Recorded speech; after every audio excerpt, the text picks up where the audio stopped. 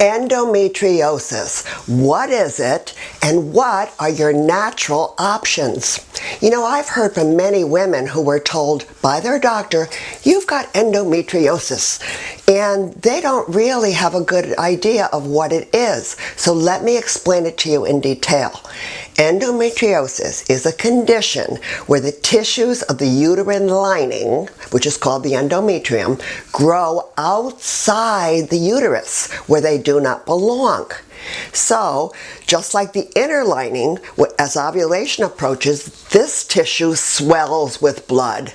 And when the uterine lining is shed during menstruation, these implanted tissues bleed too. Except the blood becomes trapped inside the body instead of being shed. It can be extremely painful, and over time, the repeated internal bleeding and inflammation can cause the development of adhesions, which is scar tissue. Endometriosis can attach to the ovaries, the fallopian tubes, the bowel, the bladder, and even ligaments within the abdominal cavity. The symptoms are severe. Heavy menstruation with pain, large clots, long abnormal length of cycles, lower abdominal pain, back pain, burning over the sites of the endometriosis, frequent or constant pain all month long, painful sexual intercourse, pain during urination and bowel movements, swollen abdomen, and infertility. Well, how is it detected, Barbara? Well, it's usually diagnosed by an ultrasound, an MRI, or a laparoscopic surgery, although some doctors can diagnose after a pelvic exam. The causes are too much estrogen compared to too little progesterone, which is called estrogen dominance. It contributes to the endometriosis growing. Estrogen will feed it. Xenoestrogens, which are those absorbed from the environment, are also a big factor. Xenos are known endocrine disruptors, which means they disrupt your entire hormone imbalance, causing imbalance, especially the estrogen to progesterone ratio. Other causes, starting your period at a very early age, before 12 years old, because then you're exposed to estrogen for a longer amount of time. Short menstrual cycles, fewer than 27 days, long or heavy periods. Now notice that all of these are related to estrogen dominance. So now you say, well, do I need surgery? Well, doctors will often suggest laparoscopic or abdominal surgery to remove the endometrial lesions, remove the scar tissue, remove the damaged areas, and clip away the adhesions if possible. And in the case of severe endometriosis, a doctor may suggest a full hysterectomy. But hopefully you will not require surgery. There's also some medications that they give you to will stop your menstrual cycle, and this prevents further growth of the endometrial tissue. But first, this goes against nature, and second, these medications all come with side effects, and they're not always effective.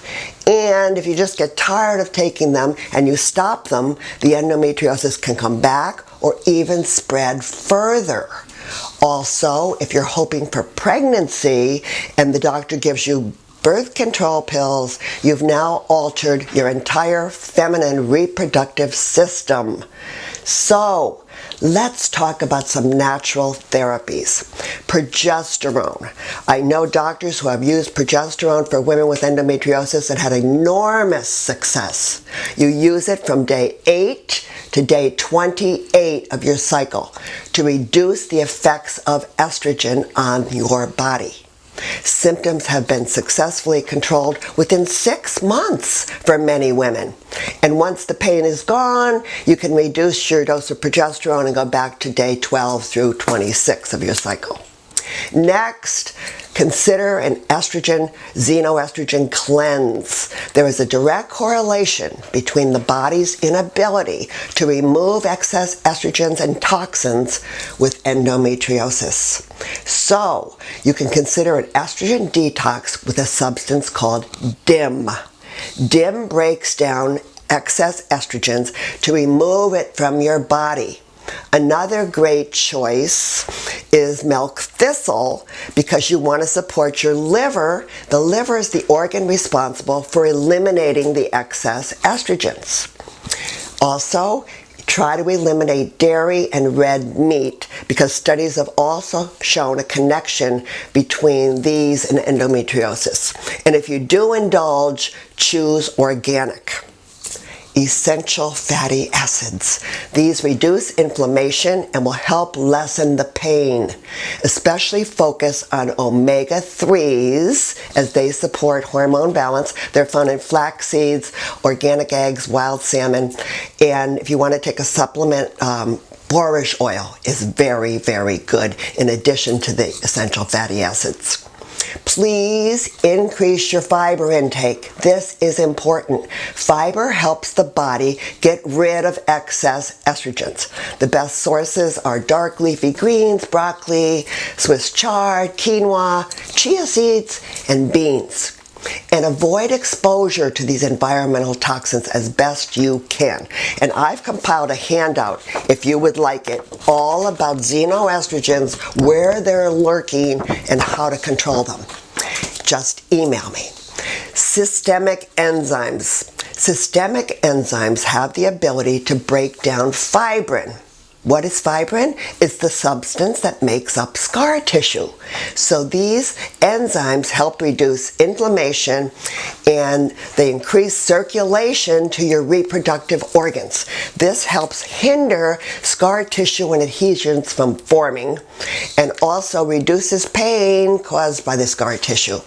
Systemic enzymes help bring stagnant blood to be cleared out and bring fresh oxygenated blood to your ovaries and uterus. You can find them in one formula. The most common ones, if you want to look separately, are bromelain, which is from pineapple, and papain, which is from papaya.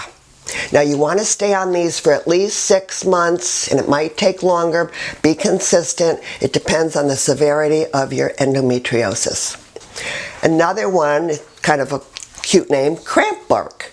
This herb helps reduce uterine spasm and cramping. Cramp bark has been shown to smooth and relax the muscles of the uterus. Now, some of you may opt for surgery, and I understand because you're in so much pain. But remember, you can combine surgical options with natural therapies because you want to change the root cause of the disease process, which does not happen if you just cut it out or heal with steel, a little scalpel. So please consider that root cause. Write to me if you would like the written endometriosis information, or I've got the estrogen detox information.